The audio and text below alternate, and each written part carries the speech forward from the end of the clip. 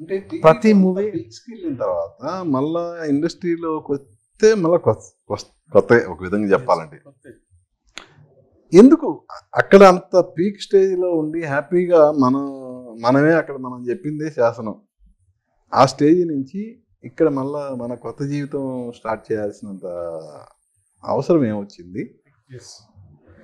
రెండు సార్, నేను ఎప్పుడు ఏ మూవీ ఇప్పటివరకు నేను మనీ కోసం చేయలేదు, ఇంక్లూడింగ్ సీరియల్ ఆల్సో. నా సాటిస్ఫాక్షన్ నాకు వస్తేనే ఆ క్యారెక్టర్ని చేస్తాను. అదొక అంటే అది నేను నెంబర్ ఆఫ్ మూవీస్ చేయకపోవడానికి రీజన్ అదే.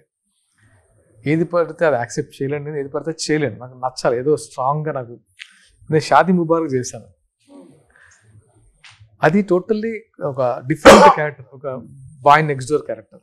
బట్ నాకు బాగా నచ్చింది. అంటే దానికి ఎంతమంది అంటే ఎలాంటి అప్లోడ్ వచ్చిందో మీకు తెలుసు. సో అలా నాకు నచ్చాలి.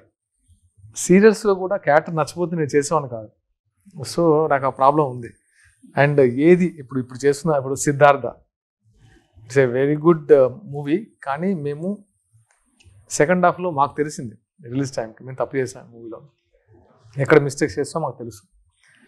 షాదీలో మేము మిస్టేక్స్ చేయలేదు, బట్ పాండమిక్లో రిలీజ్ అయింది. అది ఇప్పటికీ బాగా మంచి అప్లోడ్ వచ్చింది. ఇది నిలబడే సినిమానే చేశాను, ఇది నిలబెట్టే సినిమా అని నేను బాగా నమ్మి చేసింది 100.